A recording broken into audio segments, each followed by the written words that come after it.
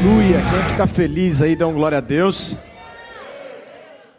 Quem é que está sentindo frio aí, dê misericórdia. A igreja fica até um pouco mais bonita, né? Mais elegante com frio, né? Quem é que gosta do frio? Eu amo frio. Eu falo para minha esposa que não era para eu ter nascido no Brasil, porque chega no verãozão, eu fico doido, não, eu quero frio. Aí chega no frio, eu fico doido também, porque eu quero calor, né? Porque a gente não sabe o que quer, na verdade, né? Quem é que tá bem aí? Dá um sorriso para mim, dá um sorriso para quem está do teu lado. Vira para quem está do teu lado e diz assim: Deus vai te pegar de jeito. Fala assim: tem uma palavra do papai para essa noite. Deus vai falar tremendamente ao meu coração, ao teu coração, ao coração da nossa igreja. Quem é que está com o coração aberto aí? Que Deus possa fazer grandes coisas aqui nesse lugar. Visitantes, sejam muito bem-vindos. Eu vi alguns visitantes ali em cima, sejam bem-vindos, bem-vindas. Uma família ali no canto, uma honra poder receber vocês. E só para vocês entenderem um pouquinho como funcionam as nossas pregações, aqui na nossa igreja nós pregamos por meio de série, né? E quem está aqui há muito tempo já sabe muito bem isso, já ouviu eu falar isso 300 vezes, mas para os visitantes entenderem, para você que está no online nos assistindo agora, nós pregamos por meio de série. Por quê? Porque quando nós usamos séries para pregação, para veicular nossa pregação, a informação da nossa igreja, a gente não informa, a gente não estuda, a gente não faz aquilo somente que o pregador gosta de fazer. Né? Ou seja, eu tenho alguns assuntos que são gostosos para mim. Eu falo, não, eu gosto de falar sobre isso. Mas nós falamos sobre uma variedade de assuntos, uma variedade de estudos. E nós estamos aqui hoje em 2 Samuel. Nós já estudamos, então, desde o início do ano. Iniciamos o ano com Neemias. Tá? Não foi cronológico, não foi não. A gente estudou Neemias porque fazia muito sentido, a gente saindo de um ano difícil, né, reconstruindo o novo ano, né, e aí a gente falou um pouco sobre Neemias, depois a gente partiu para Êxodo, de Êxodo a gente foi para Josué, e eu queria um pouquinho te contextualizar um pouquinho no nosso estudo bíblico. Quem está lendo aí a leitura diária? Pela fé, levanta a sua mão, querido. Se você não está lendo a leitura diária, no nosso Instagram, tem lá os destaques, leitura diária. Clica lá, né? São alguns capítulos por dia, não é mais do que 20 minutos por dia, e você vai estar na mesma página do que a pessoa que está do teu lado. Então, no momento que a gente estiver estudando aqui, você vai falar, caramba, eu li isso, Deus falou isso ao meu coração. Então, faça parte dessa leitura, amém? Nós estamos na leitura diária já em Salmos, pulando já para Provérbios, a gente está lendo de uma forma cronológica, mas eu queria te contextualizar no nosso estudo. Se você tem algo para anotar, anote. Se você tem o teu celular para anotar, por favor, anote. Tá? Eu vou fazer um resumão aqui até a gente chegar aonde a gente chegou. Ó, não pega esse resumo depois do YouTube e fala assim, não vou ler a Bíblia não, só vou estudar agora a Bíblia de resumos do pastor. Não, por favor, leia a Bíblia. Tá? Mas eu queria te resumir porque a gente veio lá de Êxodo. Êxodo, né, como a palavra já diz, né, a saída em massa do povo de Deus do Egito, 400 anos de exílio. Né, e aí eles saíram liderados por... Eu vi um vídeo, quem postou foi o Miguel aqui da Elan Campo Grande, ele postou um Reels no Instagram. Quer dizer que levita não sabe então de Bíblia. Jacó levou o povo do Egito, abriu o mar vermelho, né? Começa a falar um monte de coisa assim. E José, quem disse que a gente não sabe sobre José? José tinha um cabelo grande e ele era forte pra caramba.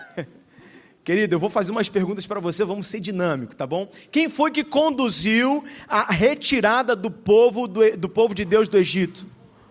Moisés. E Moisés, ele deixou um legado. Quem está junto comigo aí? Moisés, ele era um grande líder, ele era um grande discipulador. E aí ele deixou um legado que era um grande homem de Deus, conhecido como Josué. E Josué foi aquele que conseguiu entrar com o povo de Deus na terra prometida. Deus ele já tinha sido específico para Moisés, dizendo: você não vai entrar, você só vai ver, mas a próxima geração vai entrar na terra prometida. E aí Josué ele leva, ali o povo de Deus para a terra prometida. Então a gente já passou de Êxodo, todo o Pentateuco,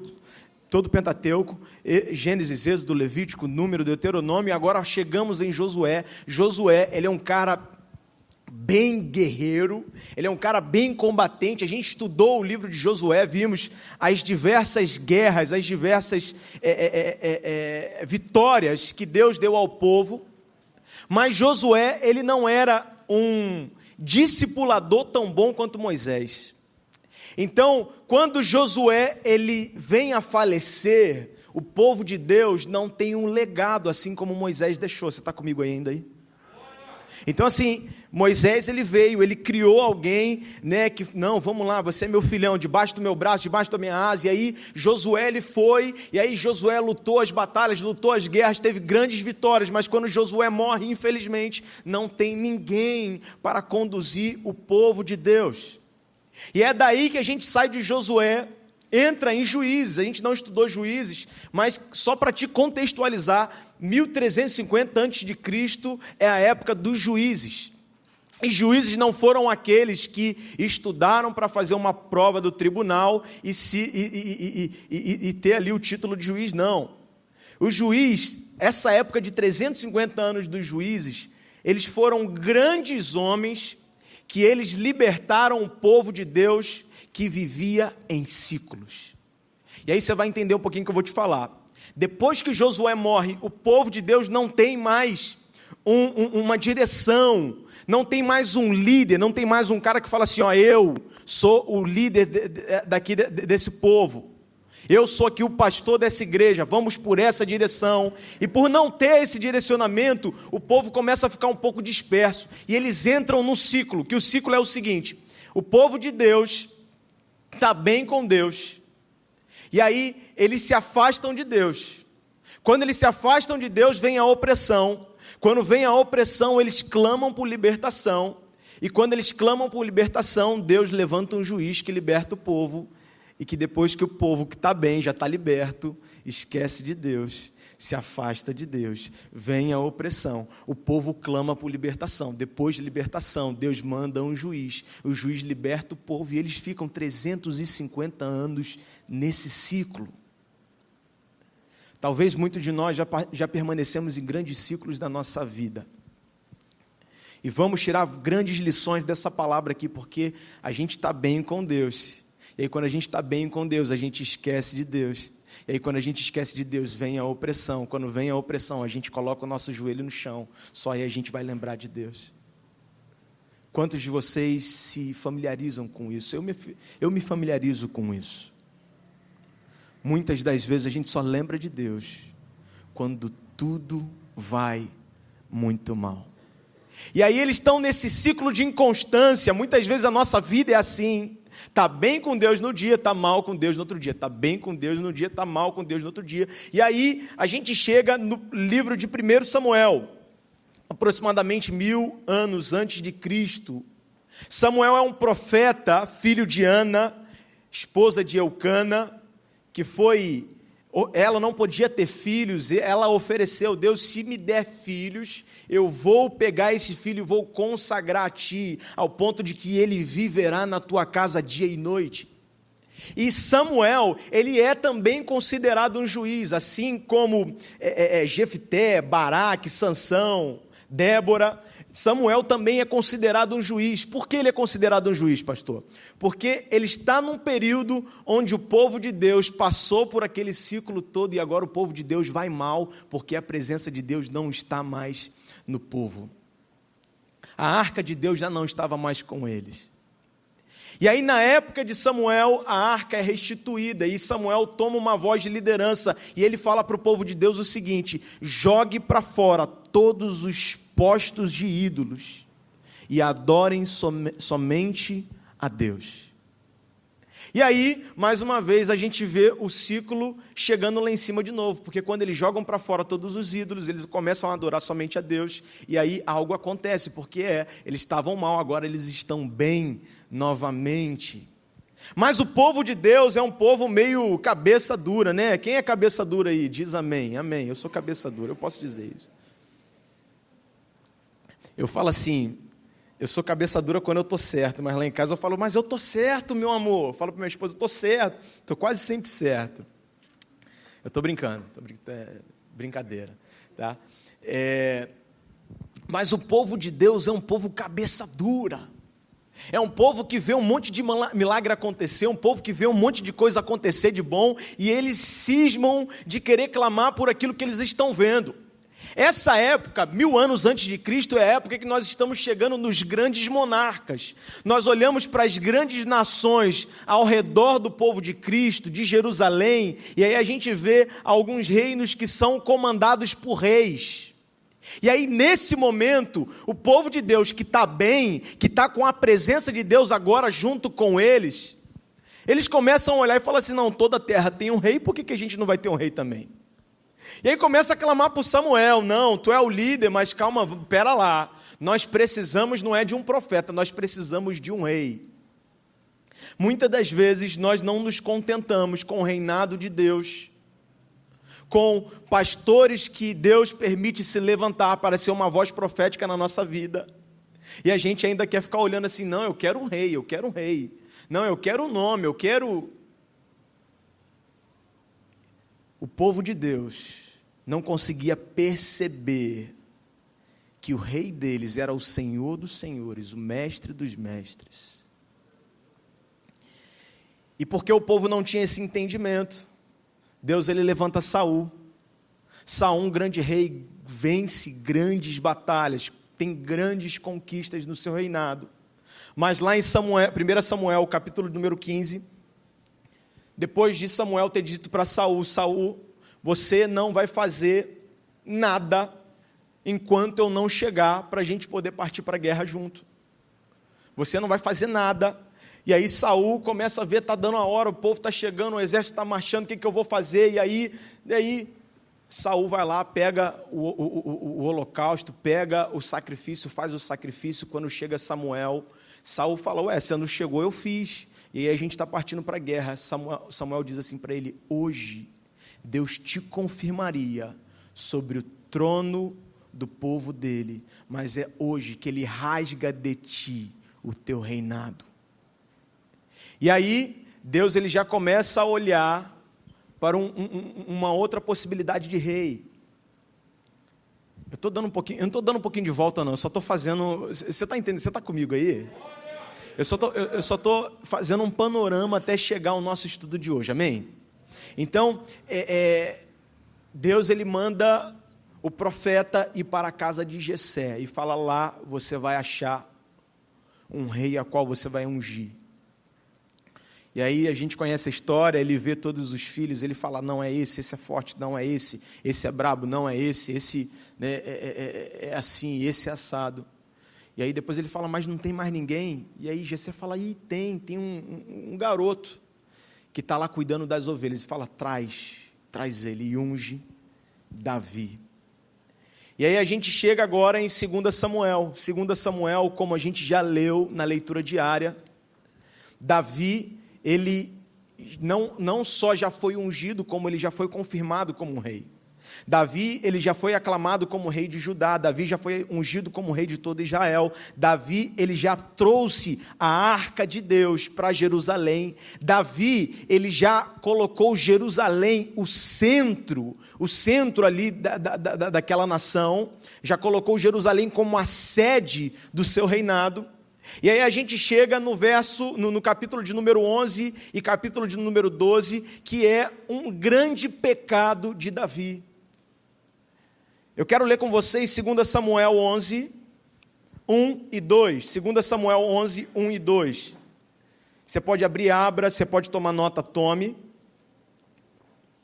Deus tem algo para falar aqui ao nosso coração.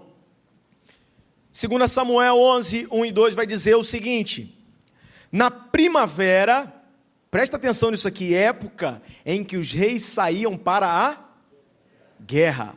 Davi enviou para a batalha Joabe com os seus oficiais e todo o exército de Israel. E eles derrotaram os amonitas e cercaram Rabá, mas Davi permaneceu em Jerusalém. Daqui desse verso nós vamos tirar muitos ensinamentos. Daqui desse verso nós vamos extrair muita coisa que Deus quer falar ao nosso coração essa noite. Daqui desse verso, Deus vai tratar da nossa mente, tratar do nosso interior, tratar de coisas que nós precisamos mudar, para que nós possamos viver 100% do que Ele tem para as nossas vidas. Você quer viver isso aí, meu irmão? Feche os seus olhos, deixa eu orar por você. Deus, nós te damos total legalidade, ó Deus, nessa noite para agir no nosso coração, na nossa mente, na nossa família, nos nossos olhos, dos nossos ouvidos. Que o Senhor possa promover a Tua vontade, a Tua bondade, a Tua presença possa estar no meio de nós. Ó Deus, que essa palavra não venha ser algo místico, ó Deus, mas venha ser algo claro ao nosso coração, ao nosso interior. Ó Deus, que por meio dessa palavra, Deus, tem algo que precisa mudar, que o Senhor nos ajude a mudar. Ó Deus, que se por meio dessa palavra, Deus, tem algo que o Senhor quer ministrar, que o Senhor possa plantar dentro do nosso coração e que possa cair em solo fértil. Ó Deus, eu declaro solo fértil, ó Deus, o coração de cada servo teu, cada serva tua aqui nesse lugar, é solo fértil, cada serva tua, ó Deus, aí dentro da casa, onde estão ouvindo no online agora, ó Deus, eu declaro solo fértil, ó Deus, onde a palavra vai cair e vai dar fruto a 100 por 1, em nome de Jesus. Se você recebe, aplaude o nome de Jesus com toda a sua força, glorifica o nome de Jesus aí, diga que Ele é bom. Então, o período que a gente está estudando agora, o período que a gente vai fazer um estudo bíblico, é 2 Samuel, capítulo 11 e 12. E nós acabamos de ler aqui algo que eu me familiarizo muito. Nós acabamos de ler que a palavra de Deus diz que na primavera, a época em que os reis saíam para a guerra, Davi, ele enviou um povo e ele permaneceu em Jerusalém. Ele enviou o exército dele e ele permaneceu em Jerusalém. E isso me familiariza muito, por quê? Porque a nossa igreja está crescendo, amém? Você está vendo o que Deus está fazendo no nosso redor? Você está vendo o que Deus está fazendo aqui em Campo Grande, em JPA, em Vila da Penha? Você está acompanhando aí? Você tem mídias sociais? Você consegue acompanhar nas mídias sociais? Cara, Deus está fazendo algo muito grande enquanto igrejas estão fechando. E isso não é para nos vangloriar, isso não é para falar, Ilã é uma igreja boa, não, isso é parte da promessa que Ele fez para nós há pelo menos 20 anos atrás, dizendo que a gente ia ser uma igreja referência para a mudança da cultura gospel que tinha se levantado. Talvez você ainda não parou para pensar, mas Deus te trouxe aqui para você ser uma influência para as nações. Você está pronto para isso aí? Então permite Deus mudar algumas coisas. E aí eu digo que me familiariza muito, porque assim, hoje, aqui dentro da nossa igreja, dentro da nossa casa aqui em Campo Grande, né, a gente já tem um pouquinho, uma agenda um pouquinho grande, né, Cris? A nossa agenda é um pouquinho grande. Para você se informar e para você convidar os seus amigos, a partir do mês que vem nós vamos abrir mais um culto desse. Quinta-feira, sabe por quê? Olha para o seu redor. Não tem mais espaço para entrar pessoas novas. E nós odiamos a ideia de que não ter espaço é um limitante para que a gente continue crescendo. E por isso, a gente vai se sacrificar e falar, não, vamos fazer mais um culto, porque pessoas estão precisando disso aqui. Pessoas estão precisando viver essa atmosfera. E aí, eu me familiarizo porque eu estou começando a fazer igual Davi, eu estou começando a falar assim, Cris, Ricardo, vai no culto de quinta, e no culto de quinta eu não consigo estar. Por quê? Porque as coisas estão sendo muito dinâmicas. E aí Davi, na época em que era para ele ir para a guerra, ele manda uma equipe, ele manda um exército, ele fala, vai vocês para a guerra e eu vou ficar aqui. E o período que a gente está estudando é um período de muita calmaria. É um período de muita confiança. É um período onde Davi, ele já estava seguro dentro do seu palácio, em Jerusalém, porque ele já tinha colocado Jerusalém como a sede do governo dele, do reinado dele. E aí é uma época onde ele já tinha tido diversas vitórias, diversas conquistas. Como eu já disse, Jerusalém, que era o foco ali, era a sede do reinado de Davi. Ele já tinha feito a unificação da nação, de Dan a Berseba. Você vai ler isso diversas vezes, lá desde 1 Samuel a 2 Samuel, de Dan a Berseba. É uma expressão bíblica que é tão conhecida para nós como do Oiapoque ao Chuí. Davi, ele já tinha pegado do extremo norte daquela nação até o extremo sul daquela nação e já tinha unificado, e tudo era reinado dele. Ou seja, ele era o cara do pedaço. Ele era o cara que mandava naquela época. Ele é o cara que reinava naquela época. E aí, nesse período, é um período de maré mansa. Um período de céu de brigadeiro. Né? Não tem problema nenhum, eu sou o cara que manda no pedaço, todas as fronteiras já estão cercadas pelo meu exército. Se vier, Deus está conosco. Principal, né? A presença de Deus está conosco. Se vier qualquer inimigo, por 7 caminhos ele vai fugir. Davi, ele tinha certeza disso. E aí eu levanto uma questão e eu queria que você me respondesse. Algo que eu já falei ali no início. Qual é o momento mais fácil para você buscar a Deus? Momento de dificuldade ou momento de bonança? Diz bem alto comigo aí. Momento de dificuldade ou momento de bonança? Mas por que momento de dificuldade? É unânime. Você que está em casa, de repente você não conseguiu assistir, é unânime. A gente pergunta isso para a igreja toda responde, momento de dificuldade. Talvez porque é bíblico. A palavra que diz que um coração quebrantado e contrito, Deus não desprezará. É no momento de dificuldade, é no momento de dureza, é no momento que nós estamos tristes, pelo menos é assim comigo, provavelmente vai ser assim com você, ou foi assim com você também, no momento que você mais estava triste, no momento que você mais estava cabisbaixo, no momento que você mais estava desanimado, foi o momento que você teve as suas maiores experiências com a presença de Cristo, com a presença de Deus na sua vida. Você pode confirmar isso aí comigo? Mas por quê? O porquê dessa pergunta é porque a gente assimila isso a só invocar o nome de Deus quando a gente precisa.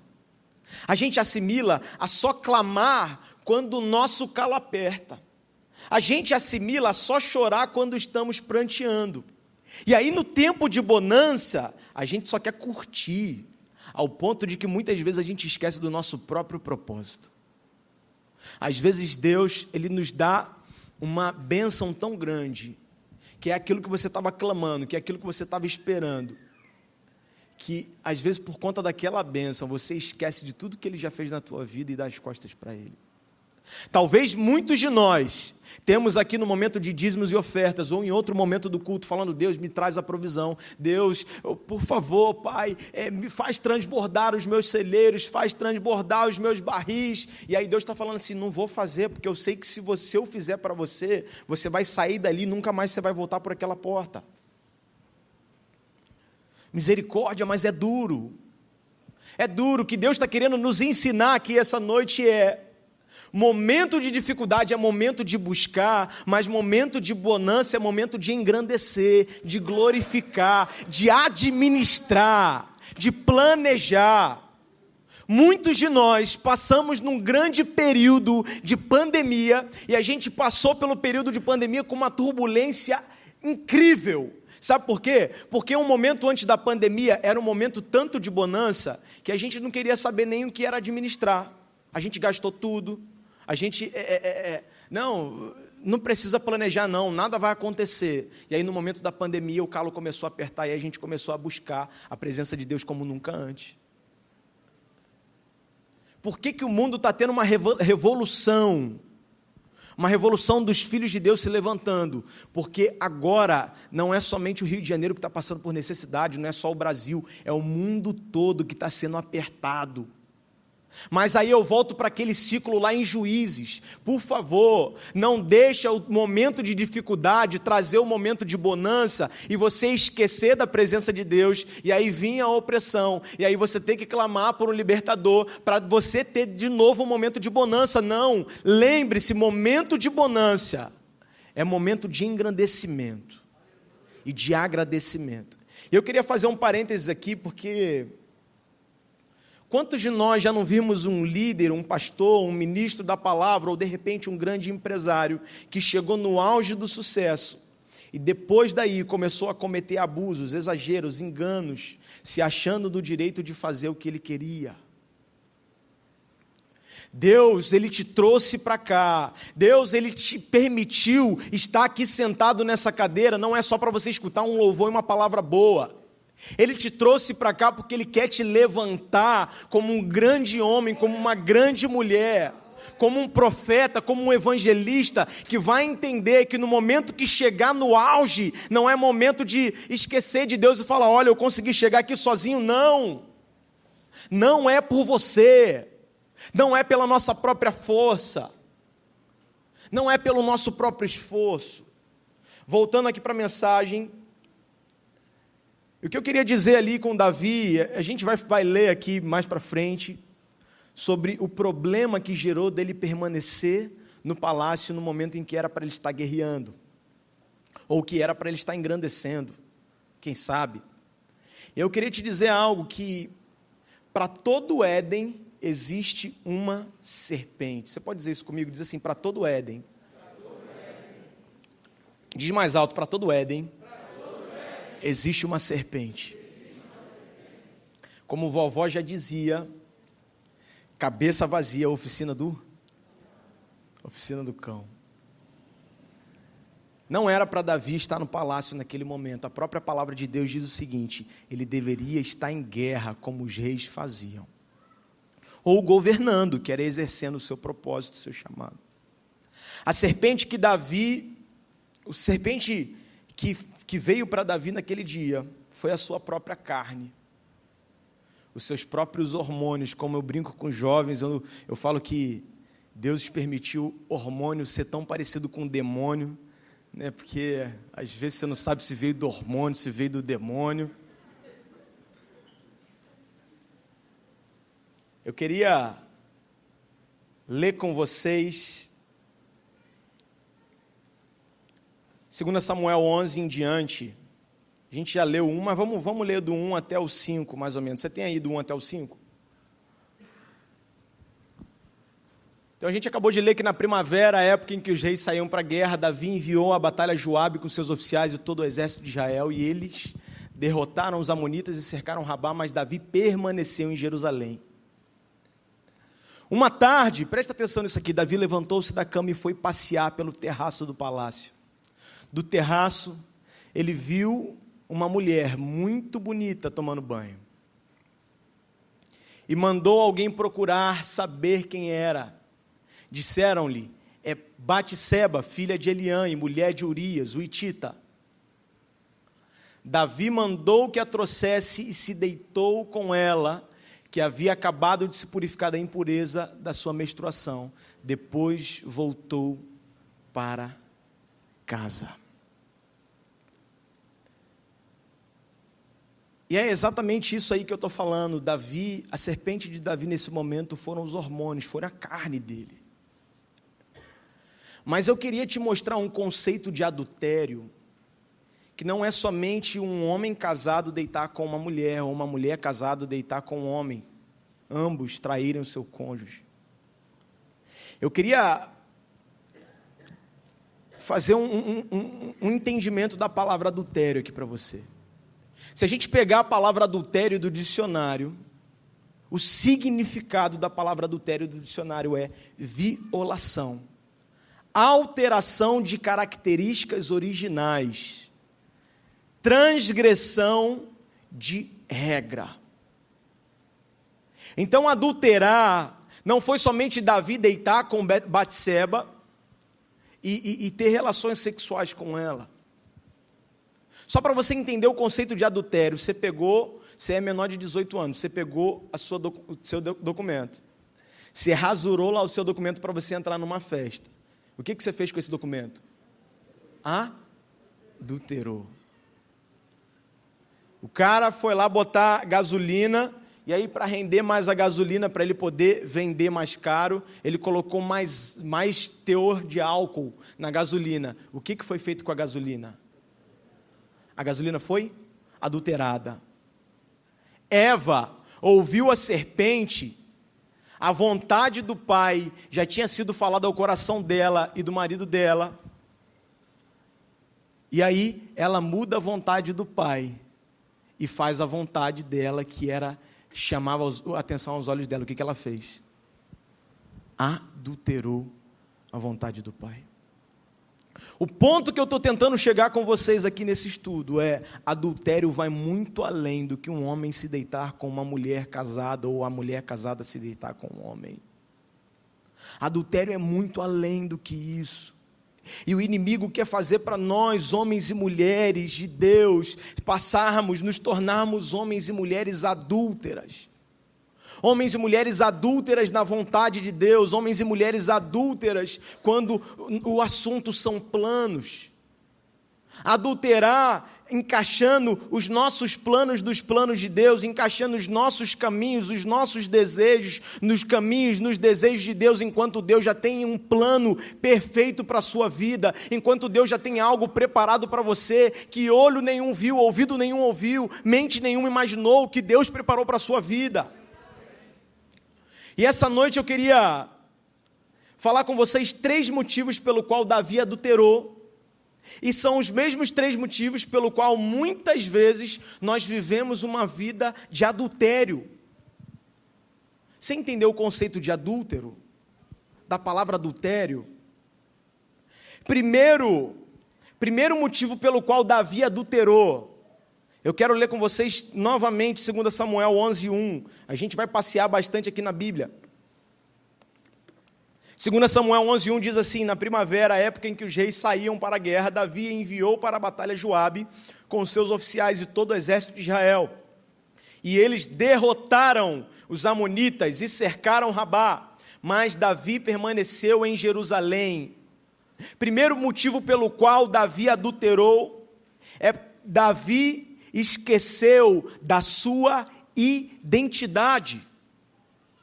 Davi, ele era rei, mas naquele momento ele não se portou mais como um rei.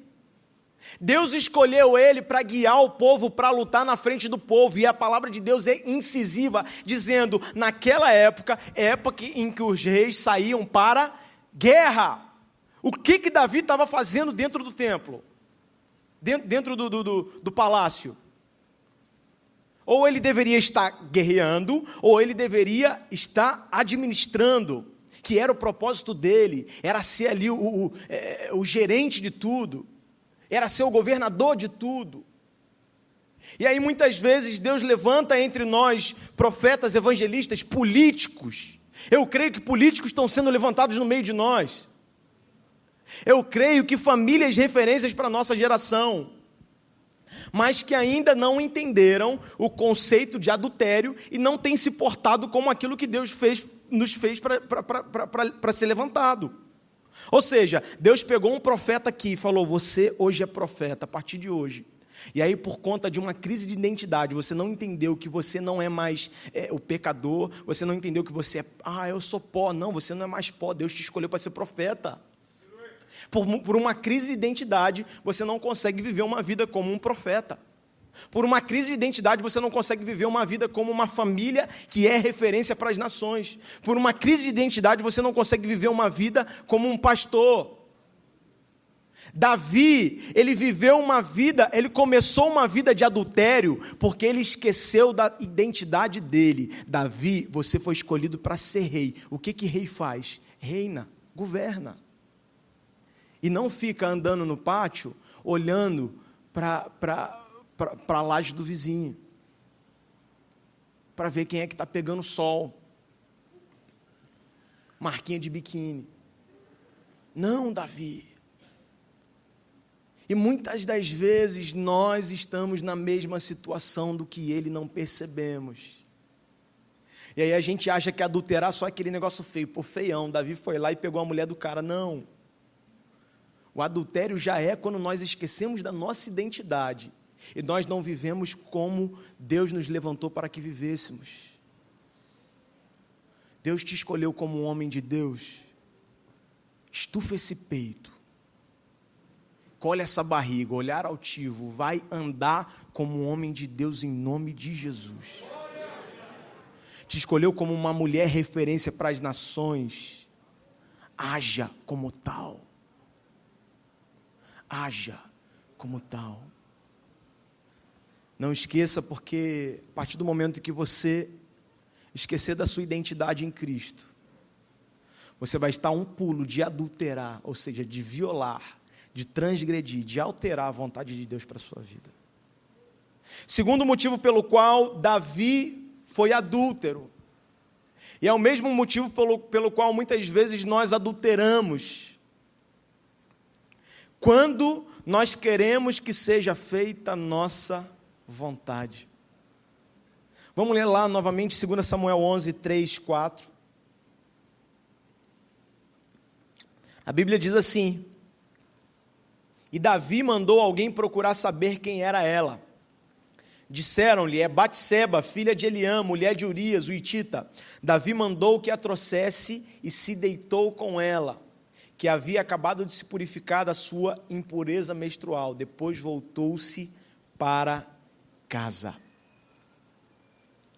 Davi olha, manda chamar, manda ver quem é ela, na verdade, não manda nem chamar antes, manda ver quem é ela. E aí quando vem quem é ela, e aí fala, ó, é filha de fulano, mulher de ciclano. Mesmo assim, Davi manda chamar para poder se deitar com ela. Davi não adulterou somente no momento onde ele deitou com Batseba. Ele adulterou quando ele olhou para o que não pertencia a si e agiu como se pertencesse. Davi ele não soube encarar o fato de que não poderia ter o que desejasse na hora que desejasse. E muitas vezes nós somos exatamente assim, sem tirar nem pôr, exatamente assim. A gente quer que seja feita a nossa vontade, exatamente na hora que a gente quer, do jeito que a gente quer. A gente está muito disposto a ouvir o sim de Deus, o sim de Deus, o sim de Deus, mas quando a gente ouve o não de Deus, a gente chama Deus de Satanás. Eu ouvi uma pregação um dia de um grande pastor que é uma referência para mim, e ele falou sobre os diversos tipos de cura. E ele estava ministrando isso sobre uma menina que nasceu e aí descobriu leucemia com pouquíssimos anos de idade.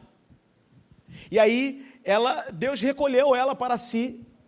E aí ele ministrando, ele falou assim, a gente está muito acostumado a querer só o sim de Deus, a querer só a cura de Deus, e muitas das vezes a gente fala, Deus cura, eu decreto cura. E você já percebeu que às vezes a morte é um tipo de cura? Só que a gente não está pronto para esse assunto, a gente não está pronto para ouvir isso, a gente só está pronto para ouvir aquilo que a gente quer ouvir, aquilo que a gente quer fazer, aquilo que a gente já pensou em fazer. E aí a gente chega aqui na igreja e começa, venha o teu reino, faz a tua vontade, seja assim na terra como no céu. E aí depois, que se abra o céu, que teu reino vem. E aí sai lá fora, quando Deus começa a descer para um pouquinho do reino dele sobre nós, a gente fala, não estou preparado não, calma aí Deus, não é bem dessa forma. Davi, ele adulterou, ele viveu um estilo de vida, ele viveu um adultério, muitas vezes a gente vive um estilo de vida de adultério, porque a gente não está pronto para que a vontade de Deus seja feita, e é isso que Deus está queimando no nosso coração agora. O que vai prevalecer aqui, não é a tua vontade, não é a minha vontade, é a vontade do Pai. Ei, não é da forma que você quer. Ei, não é o tempo que você quer. Ei, não é exatamente aquilo que você quer. O que está te esperando é muito maior, é muito melhor do que aquilo que você já pensou. Então apenas confie E pare de olhar para a grama do vizinho desejando, não, eu quero aquilo lá. Não, Deus está te falando, eu tenho algo muito melhor preparado para você. Espere, espere. Terceiro motivo pelo qual Davi adulterou e pelo qual muitas das vezes nós vivemos um estilo de vida de adúltero, é quando jogamos a sujeira para debaixo do tapete, ao invés de limpá-la. Davi, ele cometeu um pecado, e ali, no ato do pecado, quando ele viu a besteira que ele fez, ele tinha a possibilidade de olhar para Urias e falar: Urias, vem cá, fica com a sua mulher, Urias, eu fiz uma besteira, me perdoa, e limpar a sujeira. Mas como todo bom cabeça dura que somos, a gente sempre dá um jeitinho de pegar o tapete, levantar, jogar a sujeira, botar o tapete em cima e fingir que nada aconteceu por ali. Queria ler com vocês 2 Samuel 11, 5 a 15, agora é um trechozinho um pouquinho maior. Fica ligado comigo aqui ainda, já estamos terminando. Diz assim: a mulher engravidou e mandou um recado a Davi, dizendo que estava grávida. Em face disso, Davi mandou essa mensagem a Joabe: envia-me Urias, o Hitita, e Joabe o enviou. Quando Urias chegou, Davi perguntou-lhe como estavam Joabe e os soldados e como estavam indo à guerra. E ele disse: vai descansar um pouco em sua casa. Urias saiu do palácio e logo lhe foi mandado um presente da parte do rei. Mas Urias dormiu na entrada do palácio, onde dormiam os guardas de seu senhor, e não foi para casa. Quando informaram a Davi que Urias não tinha ido para casa, ele perguntou: depois da viagem que você fez, por que não foi para sua casa? Urias respondeu: a arca e os homens de Israel e de Judá repousam em tendas. O meu senhor Joabe e seus soldados estão acampados ao ar livre. Como poderia eu ir para casa para comer, beber e deitar com minha mulher? Juro pelo teu nome e por tua vida que não farei uma coisa dessa. Davi lhe disse: fica aqui mais um dia, amanhã eu mandarei de volta. Urias ficou em Jerusalém, mas no dia seguinte Davi o convidou para comer e beber e o embriagou. À tarde, porém, Urias saiu para dormir em sua esteira, onde os guardas de seu senhor dormiam, e não foi para casa. De manhã, Davi enviou uma carta a Joabe por meio de Urias. Presta atenção nisso aqui. Davi enviou uma carta a Joabe. Joabe, ele era o oficial responsável naquela batalha, por meio de Urias. E nela escreveu: ponha Urias na linha de frente e deixem-o onde o combate estiver mais violento, para que seja ferido e morra. Olha a tamanha habilidade de Davi de jogar a besteira para debaixo do tapete. Ele escreve uma carta para o comandante do exército dele, para matar Urias, e manda pela mão do Urias. Ele sabia a tamanha fidelidade de Urias. Davi, ele poderia ter feito a besteira e depois ter trazido Urias e falado: Urias, me perdoa. Mas ele prefere jogar para debaixo do tapete. E aí, quando ele joga para debaixo do tapete, como é bíblico, se cumpriu um abismo, chama o outro. E aí você vê, primeiro ponto, Davi, quando estava em cima do palácio, ele olhou e ele cobiçou. Primeiro pecado. Depois dele cobiçar, ele chamou para si Batseba. Segundo pecado, adulterou. Depois dele adulterar, ele tentou ludibriar Urias, fazer uma história para que Urias achasse que o filho era dele. E aí quando Urias é tão fiel que fala assim: não, eu não posso ir para casa, está tendo guerra lá, meus amigos estão em guerra, Nossa nação está em guerra. Eu não posso ir para casa deitar com minha esposa. E aí ele manda por meio de Urias uma carta para matar Urias. Ele assassinou. Nós estamos falando aqui do Velho Testamento. Davi, ele consegue, de uma só vez, quebrar três pontos da lei. Você lembra dos 10 mandamentos? Ele quebra 3 dos 10 mandamentos. O 9º mandamento, não cobiçarás, ele quebra. O 7º mandamento, não adulterarás, ele quebra. O 6º mandamento, não matarás, ele quebra. E aí muitas das vezes a gente vive um estilo de vida de adultério. E falando assim, não, eu aguento. Eu estou só vendo, eu estou só olhando. Não, o pecado não vai me dominar. Querido, saiba quando parar. Saiba construir muros. Muros que não vão te permitir nem olhar. Saiba onde são os seus gatilhos, para que você não possa chegar nem próximo dos seus gatilhos. Pare de se enganar falando para si, não, hoje eu aguento, enquanto você caminha em direção ao teu pecado. Não viva uma vida como um adúltero. Não viva uma vida como um adúltero. Nós já estamos chegando no final aqui. Talvez você tenha analisado a história de Davi e tenha pensado, eu tenho vivido uma vida adúltera. Esqueci da minha identidade. Tenho jogado tudo para debaixo do tapete. Quero tudo na minha hora. Quero tudo do meu jeito. E diante disso, o inimigo quer levantar uma grande mentira para a sua vida. Dizer assim, olha, o teu pecado agora vai te condenar. E na verdade, o que vai te condenar não é o teu pecado, é a tua culpa. A tua culpa vai te levar para a tua condenação. Mas a gente sempre tem uma boa notícia aqui no final de toda a ministração, que enquanto a culpa vai te levar para uma condenação, o arrependimento vai te levar para o perdão de Deus.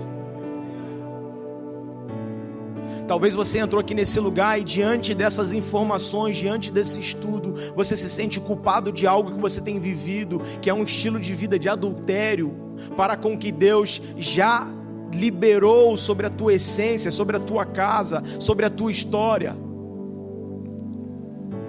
E o clamor que nós vamos levantar aqui é para que todo jugo de culpa possa cair por terra, e para que uma atmosfera de arrependimento possa nos envolver, para que nós possamos chegar e dizer para Deus, falar assim, Deus, eu me arrependo. E aí vai exatamente de encontro com o desfecho de grandes homens de Deus. Olha para a história de Judas e de Pedro. Judas, ele entrega Jesus, e aí depois o jugo de culpa dele faz ele se matar. Mas Pedro nega Jesus, e aí o arrependimento toma o coração dele e faz ele ser transformado. Essa noite você quer ser como quem? Como Judas ou como Pedro? Davi também teve um grande desfecho. Eu quero ler para você 2 Samuel 12, 1-14. Permaneça em oração nesse momento. Se você quiser fechar seus olhos, já feche seus olhos. 2 Samuel 12, 1-14 diz assim: E o Senhor enviou a Davi o profeta Natã. Ao chegar, ele disse a Davi: 2 homens viviam numa cidade, um era rico, outro pobre. O rico possuía muitas ovelhas e bois, mas o pobre não tinha nada, senão uma cordeirinha que havia comprado. Ele a criou e ela cresceu com eles e com seus filhos. Ela comia junto com ele, bebia do seu copo e até mesmo dormia em seus braços. Era como uma filha para ele. Certo dia um viajante chegou à casa do rico, e este não quis pegar uma de suas próprias ovelhas ou de seus bois para preparar-lhe uma refeição. Ao invés disso, preparou para o visitante a cordeira que pertencia ao pobre. Então Davi encheu-se de ira contra o homem e disse a Natã: juro pelo nome do Senhor que o homem que fez isso merece a morte.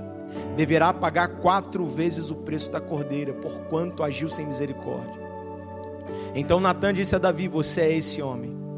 Assim diz o Senhor, o Deus de Israel: eu ungi a rei de Israel e o livrei das mãos de Saul. Dei-lhe a casa e as mulheres do seu senhor. Dei-lhe a nação de Israel e Judá. E se tudo isso não fosse suficiente, eu lhe teria dado mais ainda. Por que você desprezou a palavra do Senhor, fazendo o que se reprova? Matou Urias, o hitita, com a espada dos amonitas e ficou com a mulher dele. Por isso a espada nunca se afastará da sua família, pois você desprezou e tomou a mulher de Urias, o hitita, para ser a sua mulher. Assim diz o Senhor: da sua própria família trarei desgraça sobre você, tomarei as suas mulheres diante dos seus próprios olhos e darei a outros. Você fez isso às escondidas, mas eu farei isso diante de todo Israel em plena luz do dia. Então Davi disse a Natã: pequei contra o Senhor. E Natã respondeu: o Senhor perdoou o seu pecado. Antes que Davi tivesse abrido a boca para pedir perdão ao Senhor, no ato dele dizer assim: eu pequei contra o Senhor já vê arrependimento no coração dele. E já lança uma palavra pela boca de Natã, falando assim: o Senhor já perdoou o seu pecado. Você não vai morrer. Entretanto, uma vez que você insultou o Senhor, o menino morrerá.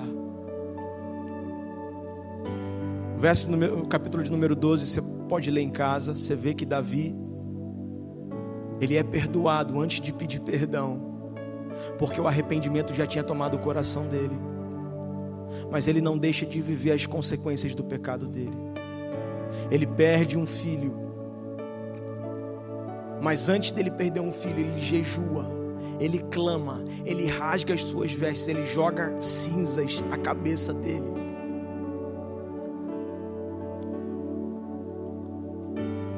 Mas quando o menino morre, a palavra de Deus diz que ele se perfuma,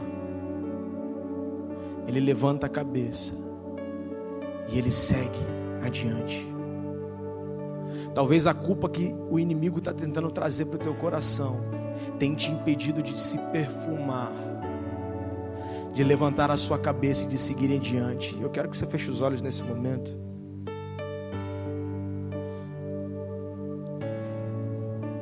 E Davi, ele colheu muitas maldições, sim, porque nós vivemos na lei da semeadura. Talvez o que você fez de errado foi muito errado, sim, mas você vai colher algumas consequências. Mas Deus, ele tem um perdão disponível para você nessa noite. Todo jugo de culpa, todo peso que o inimigo quer colocar sobre as suas costas pode ser quebrado sobre a tua vida. O coração de Davi, embora tenha o permitido pecar, não queimava pelo pecado, queimava por agradar ao nome do Deus Altíssimo. O pecado na vida de Davi não o resumia, foi um episódio. Fique de pé junto comigo. Talvez você tenha passado por problemas, ou você passou por um episódio que tem te impedido de avançar. E assim como Davi, ele teve um desfecho, um bom desfecho na vida dele. A conclusão de Deus ter te trazido aqui essa noite é para dizer: Deus tem um bom final preparado para você. Embora Davi tenha feito algo muito estrondoso, aos nossos olhos terrível, lá em Hebreus 11:32, ele ainda é chamado de um guerreiro da fé. Talvez o inimigo tenha colocado tamanha culpa, tamanha acusação sobre a tua vida, e que você pensa assim, caramba, não tem mais caminhada espiritual para mim. Eu queria te dizer, hoje é o início de coisas grandes que Deus já está operando dentro da sua vida, e você não é resumido pelo erro que você cometeu, você é resumido pela tua identidade, por aquilo que o reino quer trazer para você. Eu queria nesse momento, enquanto nós cantamos esse louvor, enquanto Deus ministra aos nossos corações,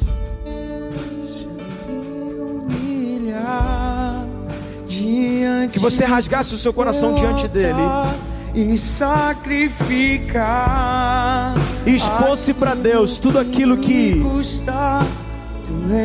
foi custoso, que foi penoso, que tem batido na porta do teu coração, te acusando,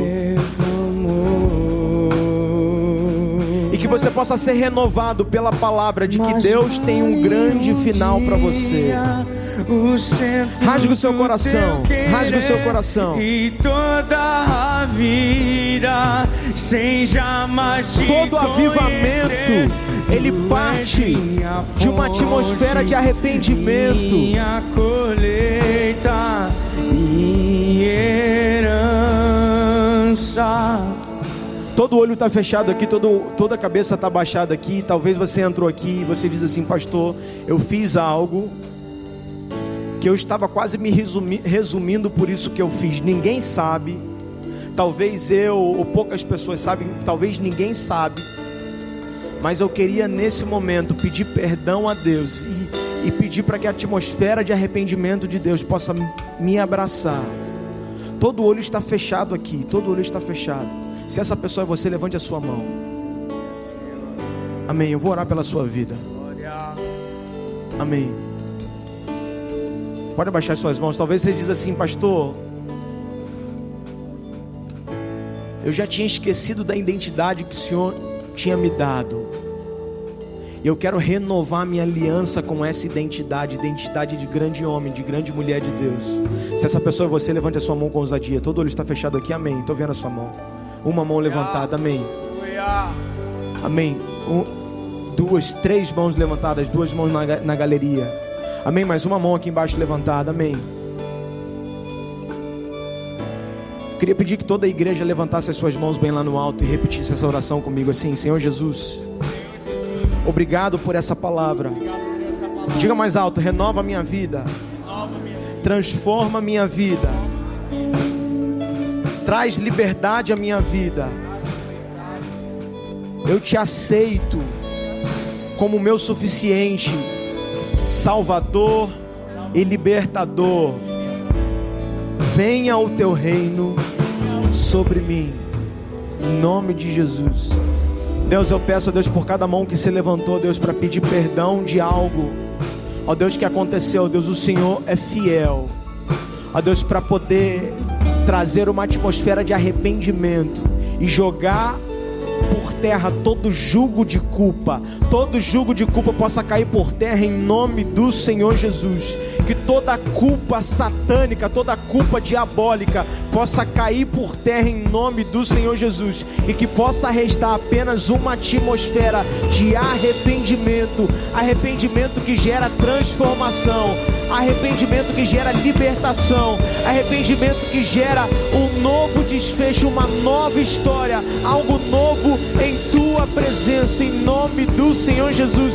Levante a sua voz e declare: se eu me humilhar diante do teu altar e sacrificar aquilo que me custar, tu inclinarás os teus ouvidos ao meu clamor.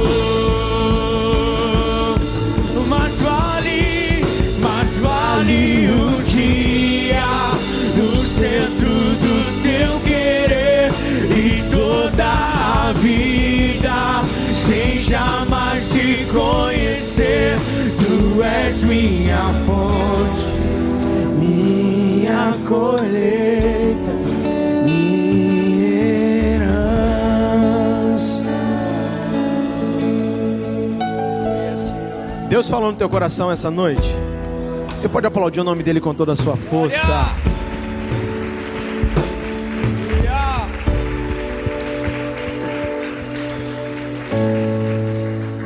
Foi um estudo bíblico, mas a conclusão que eu queria pegar para você aqui é: não viva um estilo de vida de alguém adúltero. Deus, ele já estipulou uma história incrível para a sua vida. Decida viver naquilo que Deus já estipulou para a sua vida. Livre de culpas do passado. Eu sei que talvez alguns de nós vivemos coisas pesadas no passado, mas Deus está falando para você: eu tenho algo novo para você adiante. E só mais um. Nossa igreja está passando por um avivamento. E avivamento não é o que as pessoas pensam que é bater o pé no chão e não, isso é um fruto do avivamento. Avivamento é uma atmosfera de arrependimento que gera transformação. E Deus tem tocado muito no meu coração para poder fechar os cultos dessa forma. A palavra de Deus diz que homem insensato é aquele que constrói a casa sobre areia. E aí ele compara, ele diz: esse homem é aquele que ouve e não pratica, mas o sábio é aquele que ouve e a pratica. Esse é comparado ao homem que edifica a sua casa sob a rocha. Não adianta de nada você estar aqui junto conosco se você não permitir o lavar por meio da palavra, a transformação por meio da palavra, o arrependimento por meio da palavra, a libertação por meio da palavra, o renovo por meio da palavra. Feche os seus olhos, vamos terminar esse momento aqui. Deus, que a tua palavra possa nos lavar, nos renovar, nos transformar, nos libertar. Que nós não viemos a basear, ó Deus, um avivamento, ó Deus, por meio de um glória a Deus alto, ou barulho, ou sussurro, ó Deus, mas por meio da tua transformação no teu povo. E eu clamo aqui, ó Deus, por homens e mulheres que se levantam, ó Deus, para transformar uma nação. De homens e mulheres, ó Deus, que embora em alguns momentos possam cair como Davi, possam se levantar como ele e ser reconhecidos, ó Deus, como um guerreiro da fé. Um guerreiro da fé. É isso que eu profetizo e clamo sobre cada família aqui, sobre cada homem, sobre cada mulher, sobre cada mente, sobre cada coração. Ó Deus, que esse mover possa ser um mover que venha multiplicar, que por meio desses homens e mulheres aqui presentes nessa noite possam surgir outros homens e mulheres, que por meio dos homens e mulheres que nos escutam pelo online possam surgir outros homens e mulheres apaixonados, sedentos e dispostos a viver o que o Senhor tem preparado para nós, em nome do Senhor Jesus. Que a graça do Senhor Jesus, o amor de Deus o Pai, a comunhão e as doces consolações do Espírito sejam conosco até que Ele volte. Quem recebe diz amém. Vá em paz, querido, amamos você. Aleluia. Amém, aleluia, glória a Deus. Que alegria estar aqui com vocês, meus queridos. Sou Paulo, pastor do Campus Online. Quero dizer que é uma alegria imensa poder apresentar a nossa igreja Luz às Nações, Elan Church. Dizer que você está aqui conosco é o motivo, a razão de nós estarmos aqui. Porque nós queremos que você atinja 100% do chamado de Deus na sua vida. Que você viva toda a missão, todos os propósitos de Deus. Que você cumpra toda a missão que Deus colocou na sua vida. Por isso é uma alegria saber que você está participando conosco, seja pelo nosso site elanchurch.online ou pelas outras plataformas digitais, Facebook e YouTube. Mas eu quero que você participe nos comentários. E se você é novo aqui, escreva ali "novo aqui", para que a gente possa identificar e te conhecer melhor. E hoje eu tenho um convite muito especial para você. Quero que você venha fazer parte do nosso grupo de temporada, GT. Isso. Pode ser também conhecido como grupo caseiro, grupo doméstico ou célula. Mas na Elan chamamos de GT. Esses grupos de temporada são grupos de comunhão. Comunhão que nós podemos ali ter um ambiente de crescimento espiritual. Um bate-papo gostoso, regado à oração e estudo da palavra, onde nós trocamos experiências e compartilhamos testemunhos. Um ambiente ideal para você, neste momento, prosseguir a sua jornada sem isolamento, sem estar só, mas com um grupo de irmãos e amigos que você vai poder conhecer e fortalecer vínculos. Por isso, te faço esse convite, porque eu tenho certeza que você será fortalecido e edificado, sua fé renovada, sua esperança restaurada. Quero que você cresça na graça e no conhecimento, junto com um grupo de irmãos e amigos, nesse espaço de comunhão espiritual, em nome de Jesus. Vem ser ILAM com a gente. Nós somos Luz às Nações. Amando Deus, amando você, ILAM.